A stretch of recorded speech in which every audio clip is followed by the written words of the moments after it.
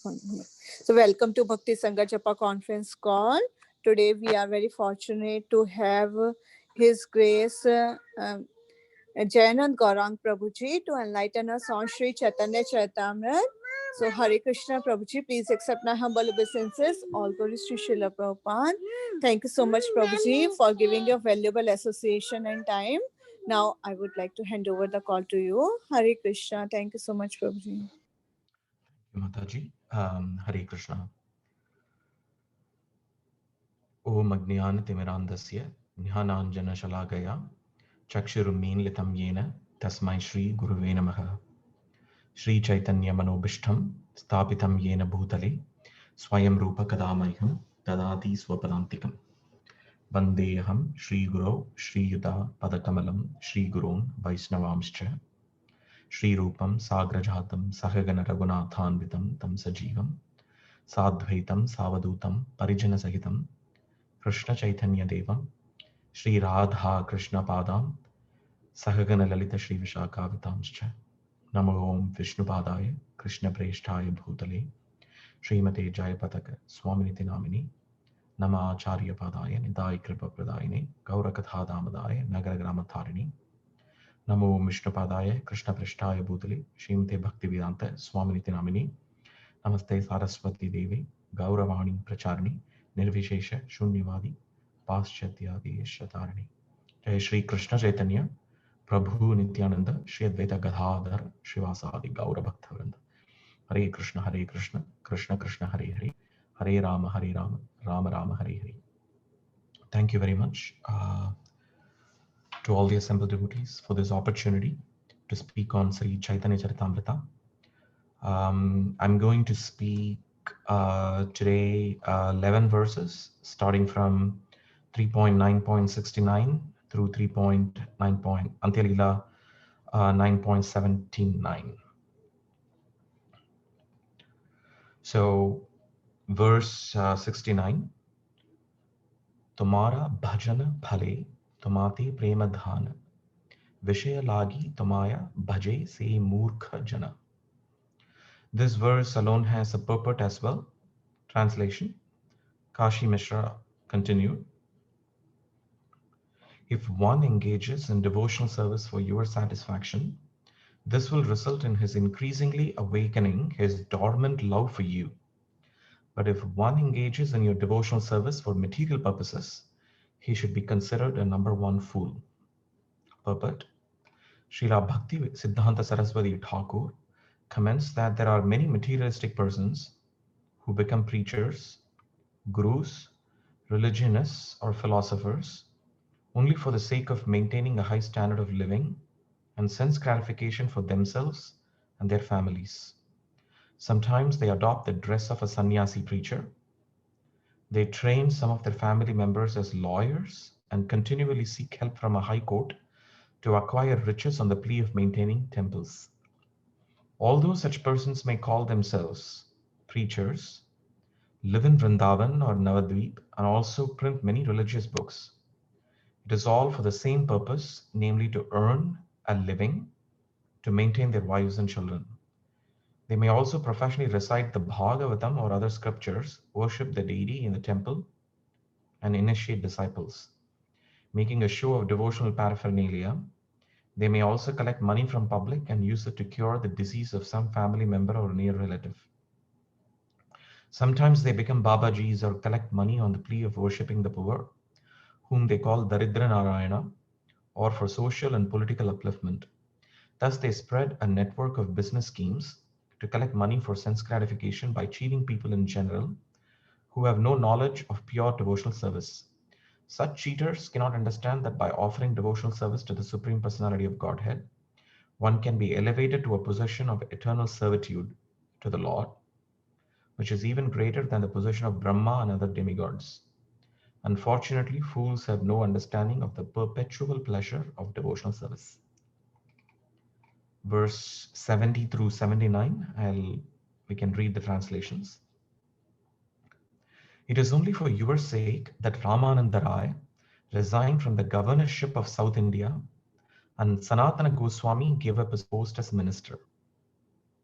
It is for your sake that Raghunatha Dasa gave up all his family relationships.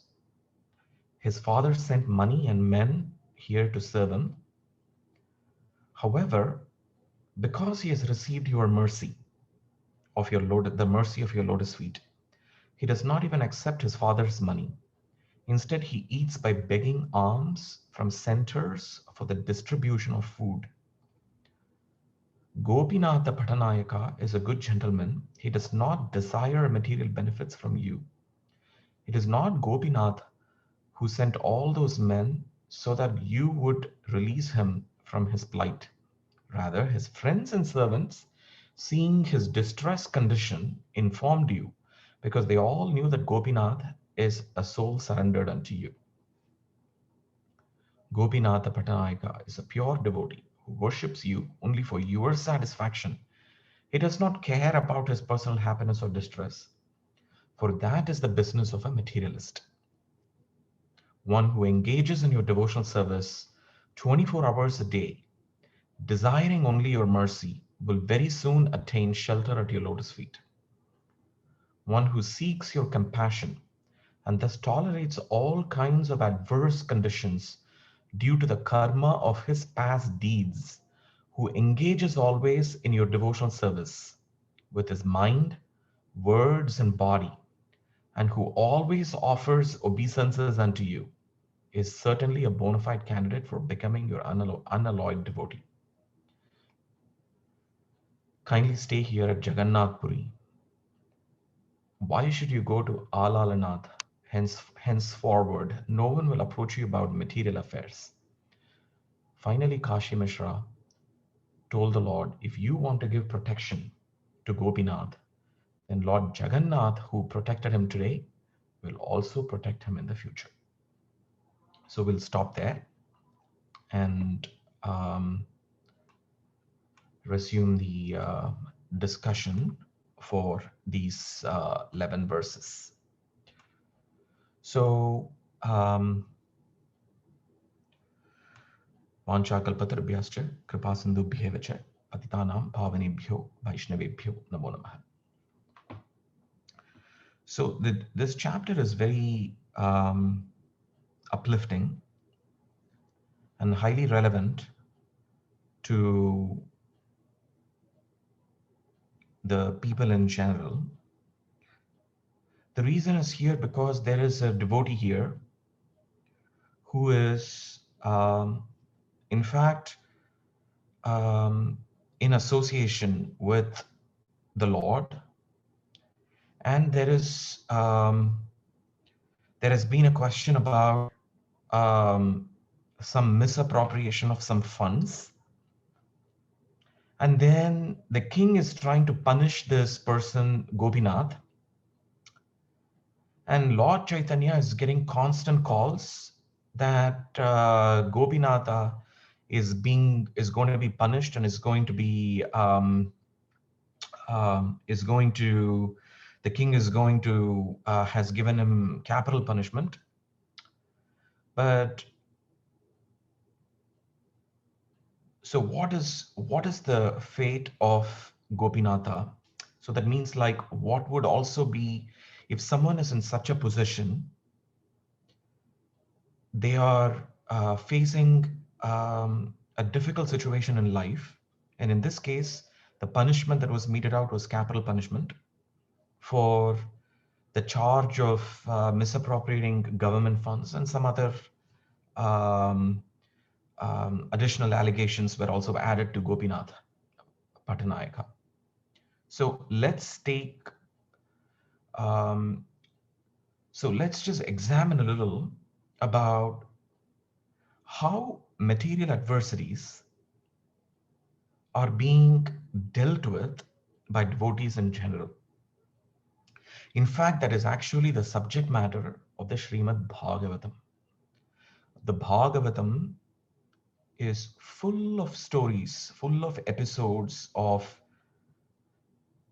how different devotees have handled their material adversities. So we'll take some examples today in relationship with with this chapter and with these verses on Gopinatha, and we'll examine how different devotees have tried to address when they are faced with difficult situations in life. So when we examine the Srimad Bhagavatam, we see that almost any episode in the Bhagavatam deals with how a pure devotee deals with adversities, how a pure devotee deals with difficult situations in life. It's not like just because one has reached the state of pure devotee, as those who have been narrated in the Srimad Bhagavatam, that they had a life which was smooth with no problems and they had a happy life. That was not the case. In fact, the Bhagavatam is filled with episodes of how difficult situations were faced by the different devotees and how they dealt with it. So there are multifarious miseries in this material existence. So, and what are the three broad classes? One is the miseries that are pertaining to the body and the mind. So that means that our body itself gives us miseries. Our mind can give us, so this is self-inflicted miseries. And then you have those imposed by other living entities. And then you have those imposed by natural disturbances.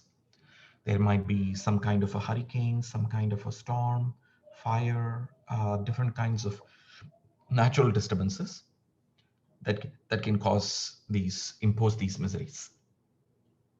But then, how do the devotees in the Bhagavatam deal with these miseries? Those devotees, they are called as sadhu. A sadhu is not disturbed by such a miserable condition. And the reason for that is because his mind is always filled with Krishna consciousness. And thus, that sadhu does not like to talk about anything except for the activities of the Lord.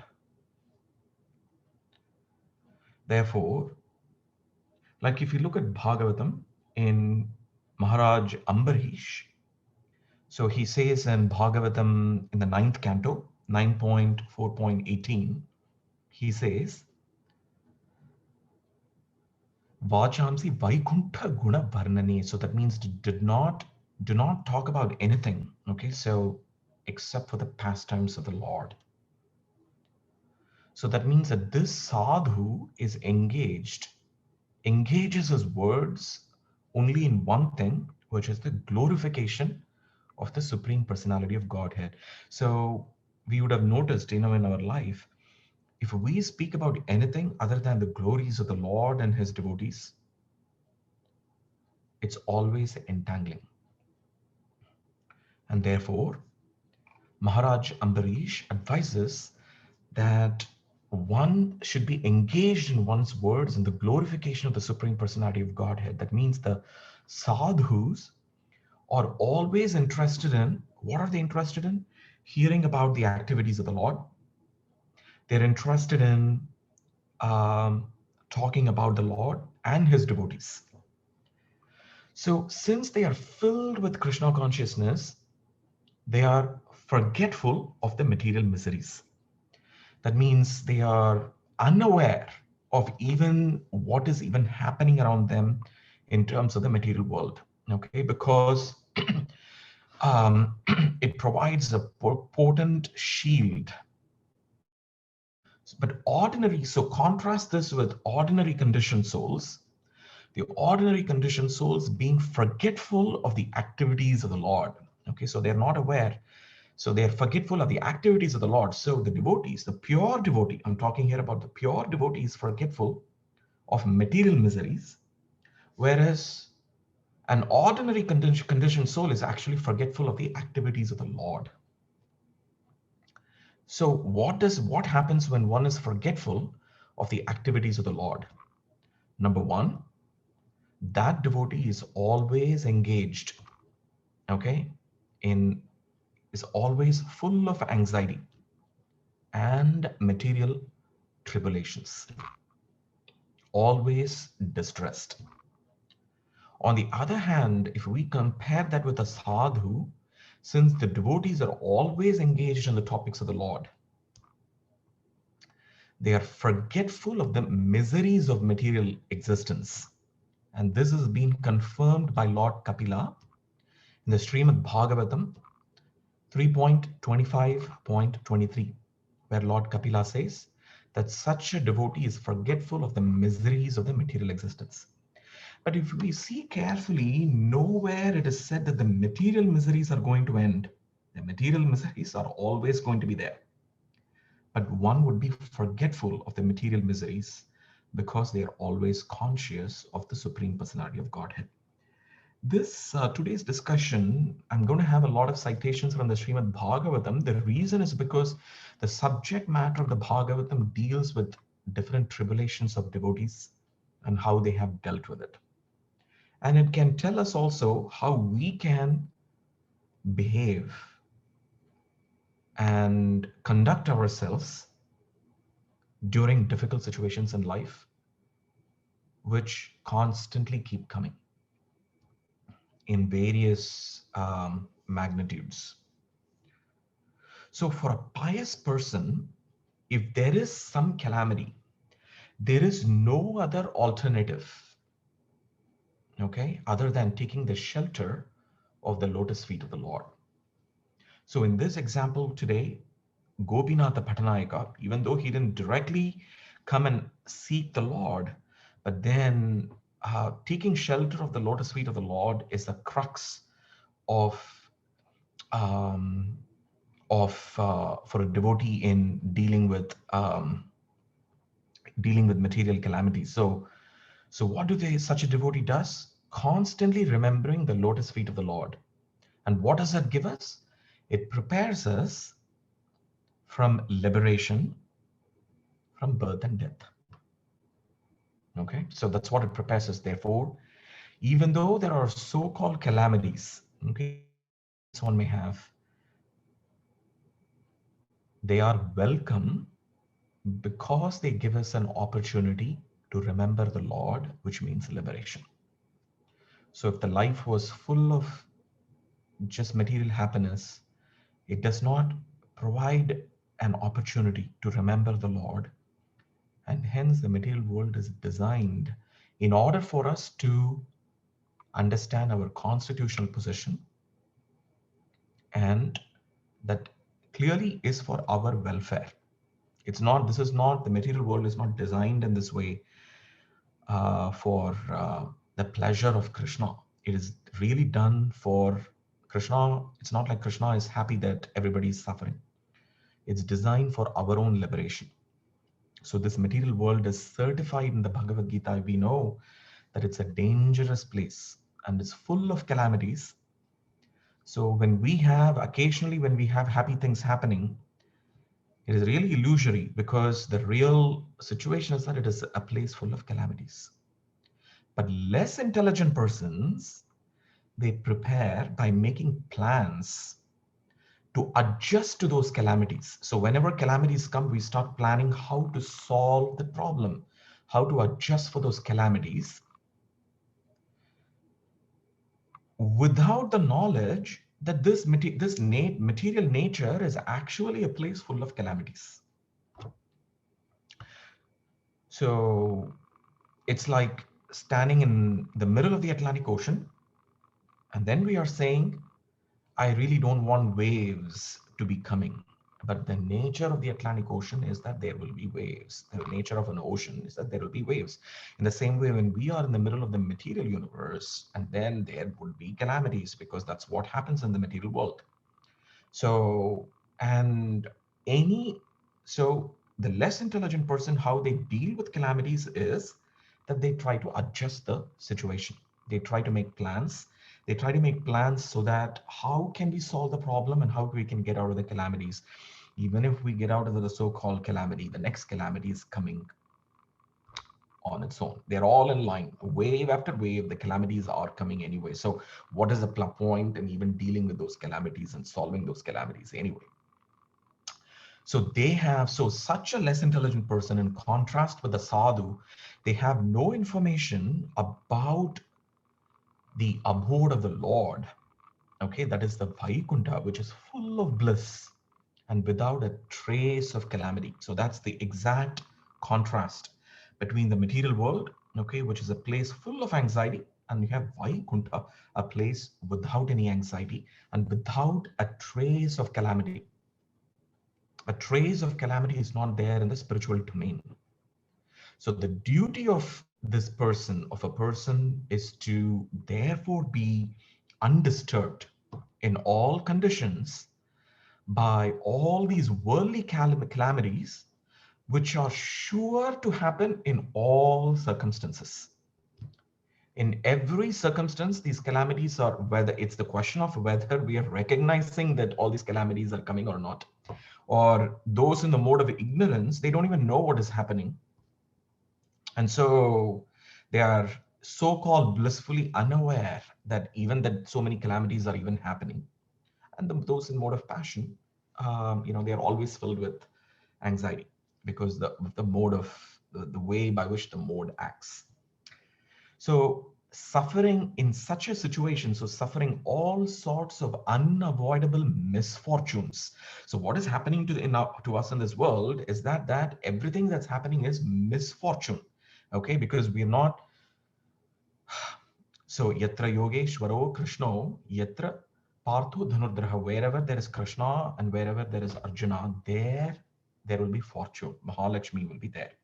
But what we are facing here is unavoidable misfortune, and therefore one should make progress in spiritual realization, because that is the mission of human life.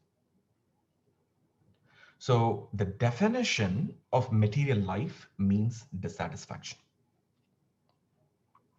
So it centers, so what is the general thing that we attempt to do here? It centers on our attempt to avoid calamities. But even though we try every time to avoid calamities, nevertheless, one is forced to face the most inevitable calamity, that is death. So life's real challenge is to transform these difficulties into sources of freedom. So how can we get freedom from these? So this is like, we commonly say like transform these some kind of misfortune to an opportunity. So what is the opportunity here? The opportunity here is to to sever this material attachment. Okay, so transform and then to seek Krishna's shelter. That means a pure devotee, a sadhu, will hold very tightly to Krishna with every difficulty. Every time one faces difficulty, they hold to Krishna very tightly. So that means that there is a storm, the storm is passing. So many things are happening in the storm, but in the center, there is a pillar. That pillar is Krishna. And when we hold that pillar, the storm will pass and we can still stay there holding on to that shelter, who is Krishna. So how wonderful that association of Krishna must be, is what we must realize here.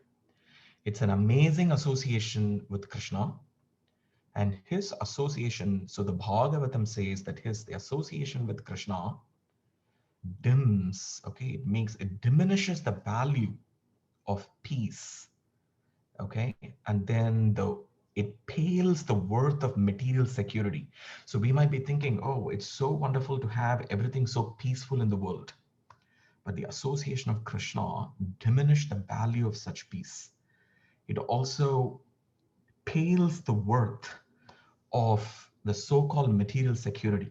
So we think we should have a good house, we have to have a good living, our family, our children, everybody should be taken care. But the association of Krishna diminishes the worth of material security. So in that time, we would feel that such a sadhu, a pure devotee, would feel that it's just the material security hardly has any worth compared to the bliss of association of the wonderful Krishna.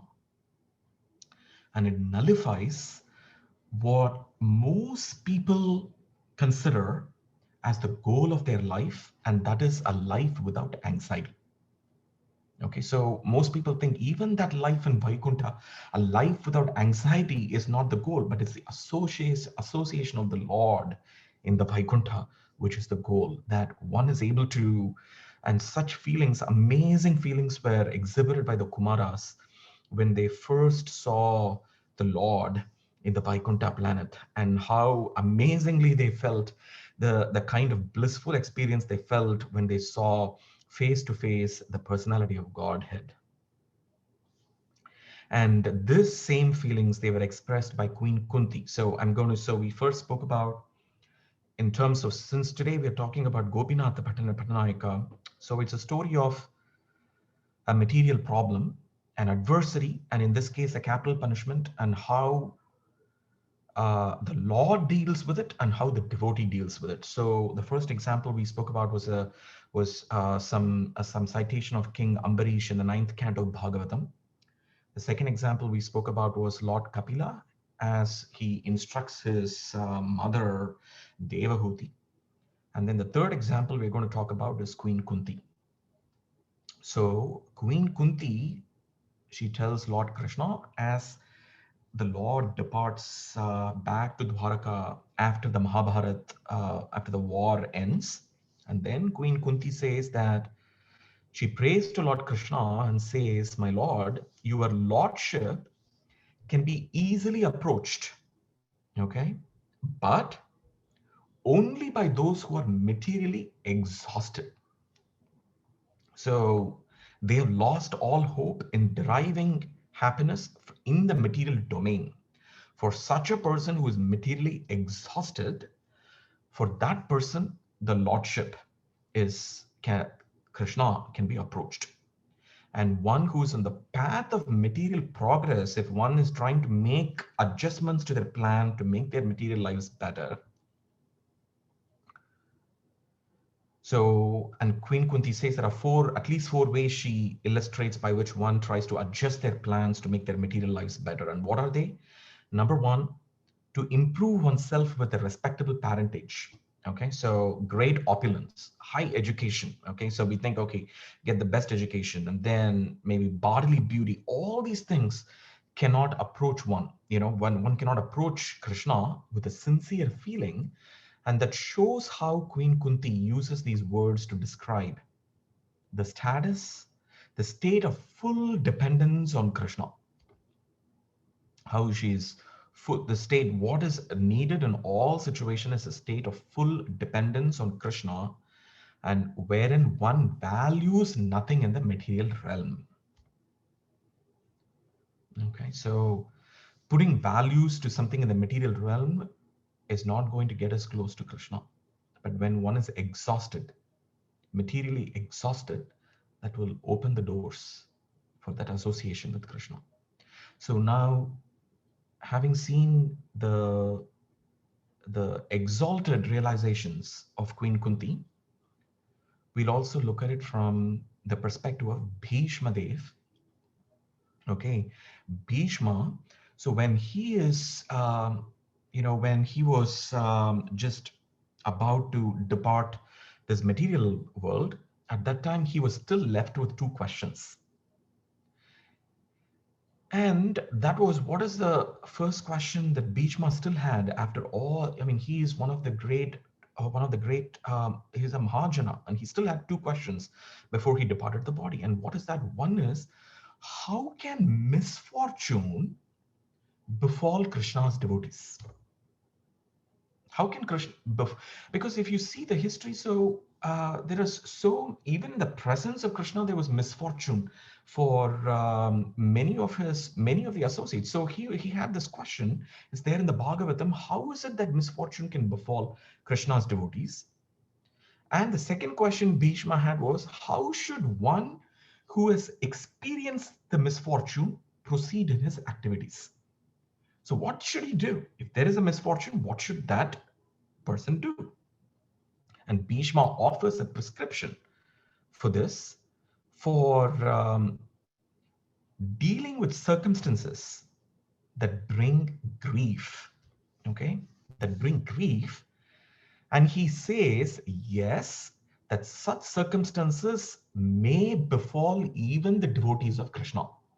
And that is very evident here. We see in the Gopinatha Patanayaka. Otherwise, we wouldn't even be doing this chapter, right? Because there is a devotee of Krishna and of Lord Chaitanya. And then you're having the person, there is an allegation here of some misappropriation of funds. And the king is putting him for trial in the capital punishment. The king or the prince, it's all the same thing. And then you have, so that means that what Bhishma is saying here is true. He's saying that miseries do such circumstances. He didn't say miseries. He says such circumstances, okay, may befall even the devotees of Krishna. Okay, but then Bhishma says that in his opinion, okay, he gives his opinion as a Mahajana. He gives his opinion. His opinion is of great value. An ordinary living entity's opinion may be of no value, but Bhishma's opinion is of great value. And he gives his opinion that it is all due to inevitable time. So what is it that is producing misfortune or grief? So such circumstances, okay, is difficult circumstances. It is the inevitable time under whose control everyone in this planet is carried. Okay, and he gives an analogy there. He says it's like clouds being carried by the wind. Just like how clouds are being carried by the wind, in the same way, you have, by the influence of the factor time, you have such things happening in this world. So, and he gives that, okay, here we can see an example in the Bhagavatam, in the first canto, where King Yudhishthira, you know, and Bhishma is citing this actually, he's a personification of righteousness, he's a personification of religion, okay? And he was also surrounded by great warriors. Arjuna was there, Bhim was there, and all great warriors surrounded him. But he still suffered catastrophe after catastrophe. And such calamities occurred even in the presence of Lord Krishna. Even in the presence of Lord Krishna, such catastrophes occurred. And therefore, what can we understand from this? That all of this is within the plan of the Lord. That all of this is within the plan of the Lord. That means Bhishma says, how are we supposed to deal with this? Is that accepting the inconceivable plan of the Lord, one must follow it. So Bhishma instructs King Yudhishthira to accept all that has happened to them as Krishna's arrangement, understanding that King Yudhishthira could not know the reasons behind Krishna's plans, and that one should simply perform their duty. In fact, everything is actually controlled by Krishna, and even the supreme time, the time, Kala, is also a forceful representation of Krishna within the material world. Even time is a representation of Krishna within this material world. So that means that everyone has to bear the actions and reactions of time as long as one is within these conditions of this material world. So they have to bear, okay? One has to be forbearing and one has to bear. So despite the power of pious acts, okay, so the power of the personalities, okay, the power of expert management. So one might have expert management, one might have a lot of power, one might have the power of weapons, okay, and even under the direct supervision of Krishna, okay, the Pandavas still suffered so many practical reverses, okay. So Bhishma says, what could explain this other than the influence of time? But we should understand that this time is also identical with the Lord himself. And therefore, the influence of time indicates the inexplicable wish of the Lord himself. So the Lord himself wishes that, and that's what is carried over by the influence of the time. So in a sense, it looks like there is nothing to be lamented. When a matter is beyond the control of a human being. When a matter is beyond the control of a human being, there is really nothing to be lamented about. Therefore, we can actually find a citation for this in the Vishnu Purana, Canto 1, Chapter 9, verse 44 is in Vishnu Purana. It states that if we take seconds, minutes, hours, any unit of time, it is all a manifested potency. It is an energy of the Supreme Personality of Godhead. That means like a great stirring rod, okay? And so the time energy, it's like a stirring rod, and the time energy just moves everyone through their karma, okay? So through the karma, the time energy just moves everything. So that means the tribulations imposed upon the devotees, okay? So all these calamities, tribulations imposed upon the devotee by the Lord is also to be understood as another exchange of transcendental affection between the Lord and his devotees. So that affection between the Lord and the devotees is the message behind this tribulation. So the Lord says that he puts his devotees into difficulty and that the devotee becomes more purified in that exchange, in exchanging transcendental feelings with him. So the more and more one exchanges those transcendental feelings when one is put into difficulties is the amazing way by which we have acted. Difficulties are there for everybody. Devotee, non-devotee, pure devotee, everywhere within this material world, there is difficulty. But then what is it that a pure devotee would do? A pure devotee would use that circumstance because they are like they use it as an exchange of transcendental feelings with the Lord. And we can see that with Haridas Thakur when he was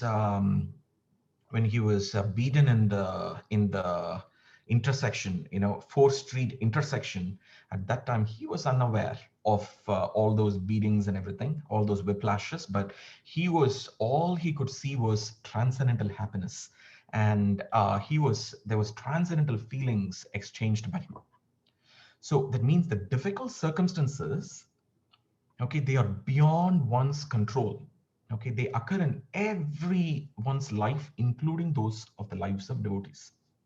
So why does this happen? The Bhagavatam says 1.8.4, it states that while discussing this question, Krishna himself actually cites the stringent laws of the Almighty. Okay, the Almighty Lord, even though he cites this loss, okay, this happening in this universe, okay, that one must ultimately accept everything that happens as Krishna's will. So if one accepts everything as Krishna's will, then then comes a question, why would Krishna sanction sufferings for his great devotees? And one answer for that is because Prabhupada attributes this simply because that such suffering is simply the nature of the material world. So what stops one? Okay, so if we see this, what stops one from becoming distraught, okay, in the material world is, so what do we need to do in this distraught? We need to get unshakable faith in Krishna as one's personal shelter. So a devotee remains always confident that of Krishna's affection and nourishment. That means even though we may have some different difficulties, the devotee is very confident of two things, that Krishna is very affectionately nourishing us and he is guarding us. So Jiva Goswami actually says in his Bhakti Sandarbha, in 236 Anucheda. So there he says that the act of accepting Krishna as one's personal shelter is synonymous with the surrender. Thus, a devotee cultivates confidence with the promise that he made to Krishna, Name Bhaktya Pranashyati. So that Krishna, so we need to, that surrender. So what is surrender? He means to accept Krishna as one's shelter. In all situations, one should accept Krishna as shelter. So now let's take the last example, which I will do today, I think, and that will be of King Parikshit. Okay, so we first started with an example of tribulations with cited by King Ambarish. Then we did Lord Kapila, and we spoke about um, I think we spoke about Queen Kunti, Bhishma, and here the last example I'm going to do is King Parikshit. So if we see King Parikshit, he was a pure devotee of the Lord. And if you see that particular incident where he put that, where he got cursed, there was no reason for him to become fatigued, hungry, thirsty. He was a pure devotee. There was no reason for him to be all that fatigued, hungry, thirsty, and then, putting the dead snake over the sage and get cursed or anything, because King Maharaj Parikshit is not perturbed by such bodily demands. But it's the desire of the Lord that even such a devotee can become apparently hungry. The word is apparently hungry, apparently thirsty, just to create a favorable situation for his renunciation of worldly activities. So, in this way, one has to give up all the attachment for worldly relations before one is able to go back to Godhead. So, that is a must. So, one has to give up all the attachment to worldly relations. And thus, when a devotee is, but in contrast, if a devotee is too much absorbed in worldly affairs, the Lord will create a situation to cause that indifference. That is called the tribulation for a pure devotee. From a pure devotee perspective, it has been created by the Lord to create that indifference. The Lord himself has arranged that situation. So the Supreme Lord actually never forgets the pure devotee, even though the devotee may be engaged in various so-called worldly affairs from an external perspective. So sometimes the Lord himself creates such an awkward situation so that the devotee becomes obligated to renounce all the worldly affairs. So the devotee can understand by the signal of the Lord that this is a sign for me to renounce. Okay, but maybe with the other people around them, they will think that, oh boys, look at this, this person has such an unfavorable situation, such a frustrating situation, but the devotee takes it as a very favorable situation. So Maharaj Parikshit thus became the medium for revelation of the Srimad Bhagavatam, just as how his grandfather Arjuna became the medium for the revelation of Bhagavad Gita. So similarly, the king, if he was not fatigued, if he was not thirsty, then we would have not got the scripture, the Srimad Bhagavatam, as spoken by Srila Sukadeva Goswami. So the merciful Lord sometimes creates these kind of awkward positions for his pure devotees. And the mercy is seen in such a way that the Lord drags those pure devotees towards him from the mire of material existence. Okay, outwardly it might appear that those situations might appear to be frustrating to the devotees of the Lord, but the devotees of the Lord are always under the protection of the Lord. Always under the protection of the Lord in any condition of whether it's frustration or success. They are still always under the protection of the Lord, because Krishna himself is the supreme guide. Krishna himself is the supreme guide for these devotees, the pure devotees. So these pure devotees, they accept all frustrations. They accept all frustrations as blessings of the Lord. Thus we see that difficult circumstances occur in the lives of pure devotees, but the pure devotees take that as that there is a Lord's hand in that situation, and that Lord has a plan. So we need to be, when we have a material problem, we need to be open to the Lord's plan to see what is it that Lord is intended for us, both in the spiritual domain and even in the so-called material domain, and be open to accepting the Lord's plan and not be closed to our own ideas of what is good for us, because we don't know what is good for us. So the Bhagavatam 1.18.48, it actually states that the devotees of the Lord are, they may, this is a very famous verse actually, very famous verse, they may be defamed, okay? There can be all kinds of false allegations against them. They may be defamed. The devotees could be cheated, okay? I'm talking here about the pure devotees, okay?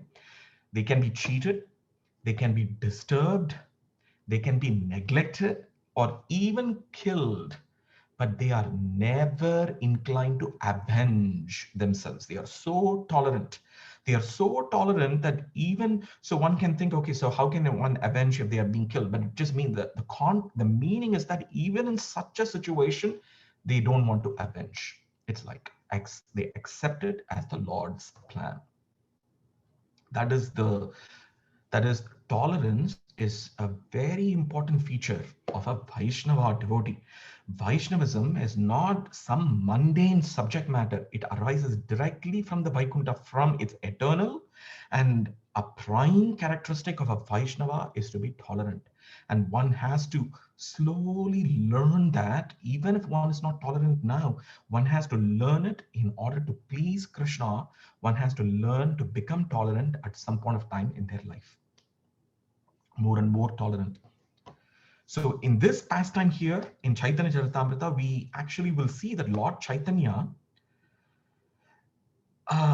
just because it was just mentioned to him by words, because Lord Chaitanya didn't go directly and tell the king that, okay, here is, an associate, and please, excuse him. Okay, so just because it was even mentioned to him by words, that is the mercy of the Supreme Personality of Godhead, Lord Chaitanya, that he mercifully liberated Gopinatha Pattanayaka from his suffering, just because it was even mentioned to him.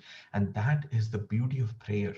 So we can always, even when we are not in such a state of having this amazing tolerance, that is an attribute of a Vaishnava, there is amazing power to prayers, where we can pray to the Lord of our suffering, and still the Lord will be happy that we are at least approaching him and trying to take his shelter under such material tribulations. So the intentions of Sri Chaitanya Mahaprabhu are so deep that one can understand them only if one has complete faith. One has complete faith in the service to the lotus feet of the Lord. So whether or not one understands it, if one hears of this incident of Gopinatha Pattanayaka concerning the activities of such a devotee, exalted devotee, and that of Lord Chaitanya Mahaprabhu's causeless mercy upon him, the fruit is that one will be promoted to the platform of ecstatic love of the Lord. And even at the time of when Gopinatha Pattanayaka was going to face the capital punishment, he chanted the holy names of the Lord. Nama Sankirtanam, yes, he chanted in his fingers, accepting that in completely as the mercy of the Lord. And he was saying, all the dangers will be nullified. All the dangers will be nullified. It's 50 minutes. I'm going to stop here, and we will open this for any discussion. And thank you. Kalpatarubhyascha, Krapasindubhyevacha, Patitanam Pavanibhyo, Vaishnavibhyo, Namo Namaha. Thank you.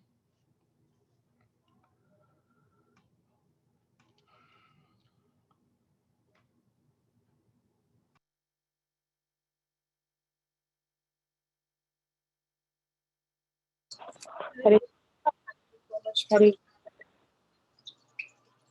Go ahead. Hare Krishna. Hare Krishna, Prabhu. I don't know if I'm audible, but thank you so much for such a beautiful class, and it was very relevant to me, and I gained a lot of strength and a lot of inputs to be more tolerant and accept and take shelter of the Lord.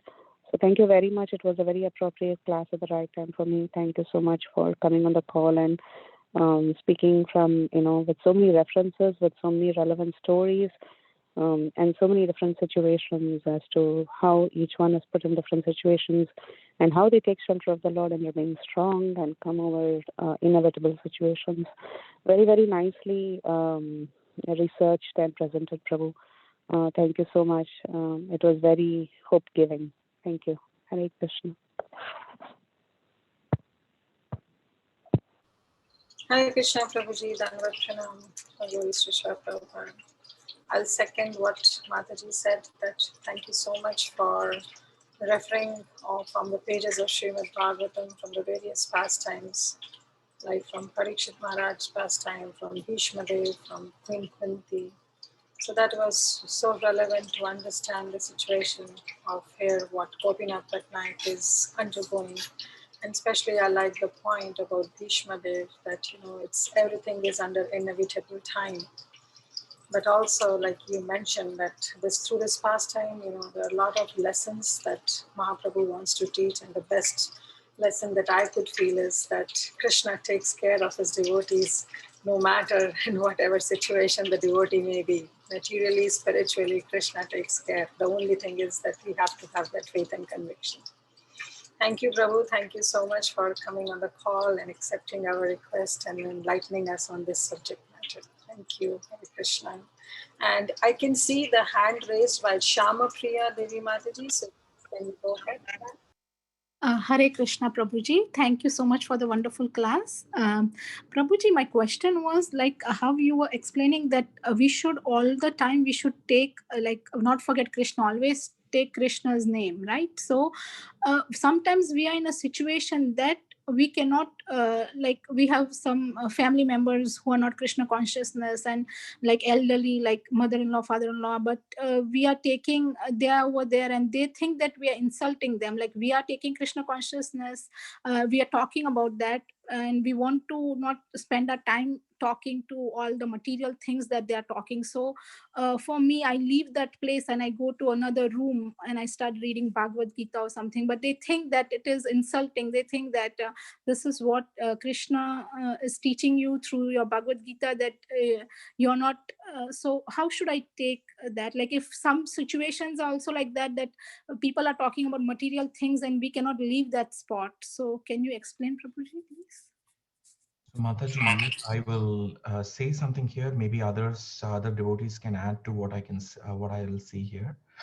But a general thing here would be to externally, it might look like we are doing different material things, but the devotee would know that that person is doing everything for the pleasure of Krishna. So from an outsider perspective, the activities of the devotee and the activities of a materialist might look the same. But Krishna and that particular devotee would know that those activities are being done for the pleasure of the Lord as per the instructions of their spiritual master or mentor. So in situations like this, even doing normal material activities in front of the relatives and everything, those can be done in a way which is entirely for the pleasure of Krishna. And it is true what you're saying, Mataji, that sometimes hearing too many material topics does create disturbance. But Krishna will help us there also with circumstances and with situations to help us in those circumstances as well.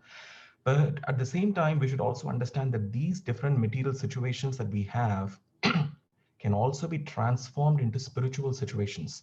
That means, like, let's say that we have to take care of somebody like our children or parents or anything, that is probably our actual spiritual activity. The taking, like for example, if we have to raise our children, teach them some subject or take care of the parents or something we have, that can also, that might be actually our actual spiritual activity given, but it all can be clarified only by one's mentor or spiritual master. So there are two things, what I'm trying to say here. One is direct devotional service, okay, which is what you're saying, going to a room, reading the Bhagavad Gita, pleasing the Lord, making a garland for the Lord, doing devotional service. That is the direct devotional service, which is always exalted. But also acting, doing the different so-called spiritual consciousness under the instructions of one's mentor are also spiritual activities. So that means, like, if a spiritual mentor has given us the instruction that you got to take care of your parents and maybe listen to all the things that the parents are saying, whether it is material, they might be telling different material things, but a pure devotee, none of those things will even go into their heart, because all they can hear is Krishna within their heart. So even if, let's say, we have parents, relatives, they're talking so many things, if we slowly advance ourselves to such a state that all these material things don't even enter our heart, it won't matter to us whether somebody is speaking about a mundane stuff or somebody is speaking about, but eventually Krishna as super soul in their heart as Paramatma will also help them by your association for to uplift them as well. So the main thing here is we cannot force anybody to do anything, but Krishna as super soul can always change anybody's heart. So I'll leave that there, Mataji. Is that okay? Yes, Prabhuji. Just one little thing. I don't know. So if we are doing something for them, it is material. So what I think sometimes that we are the body, we are not the soul. So whenever we are going to die, all those relations are going to be stopped here. So why waste my time in doing stuff for them? That's what I sometimes think in my mind. It's better to go. And so is that my right thinking, or it is wrong on my devotional path? So, Mataji, Vaikuntha is full of living beings. It's full of spiritual forms in various forms, whether it's a tree or a grass, it's full of spiritual beings. So, we need to learn to act spiritually with everybody. It might look externally material to them, but we would know to that it has actually been done for the pleasure of Krishna. So that means we need to engage with people to the extent that we don't spoil our own devotional life. So if we think, and Krishna will take care of that part. So what is the word? Krishna will protect us to a level that our own devotional life will not get spoiled. And that is the minimal protection that he definitely gives. And therefore, um, so if we are, these activities can, all these material, so-called material activities, there is really nothing material. There is so-called material activities, all have to be transformed to the spiritual domain. Transformed to the spiritual domain. So that means that if we are teaching, let's say, a material subject, let's say we are teaching some social studies to our kid, then that also is being done for the pleasure of Krishna. Then if it is done for the pleasure of Krishna, as instructed by our spiritual mentor, the activity externally, it might look like you are teaching social studies to your kid, and somebody else in a neighboring house is also teaching social studies to the kid.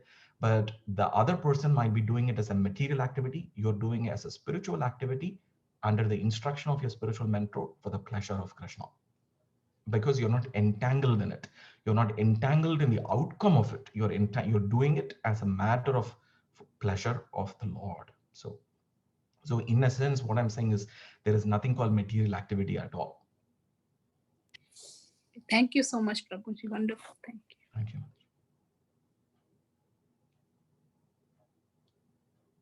So it's going to be 11 o'clock. Maybe we can do one more question and then maybe one more discussion or something, discussion point. Anybody else to share? It doesn't have to be a question, so that it doesn't, the lecture itself was very intense and long. So I just don't think it might be very exhausting for everybody to have even more intense discussions. So if somebody has any realization as well, that would be great.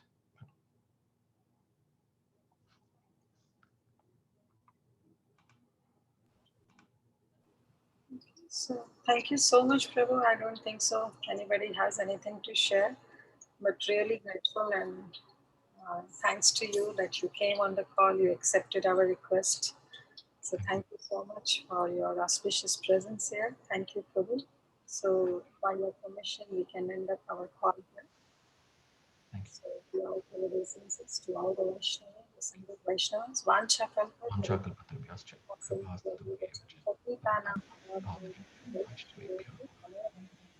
Anand Gauri Vaishnav Vrinda ki jai, Shri Chaitanya Amrita ki jai, Shri Prabhupada ki jai, His Christ Gauranga ki jai. Jai. Yeah, thank you, Prabhu, for beautiful class. Thank you so much, Prabhuji, for the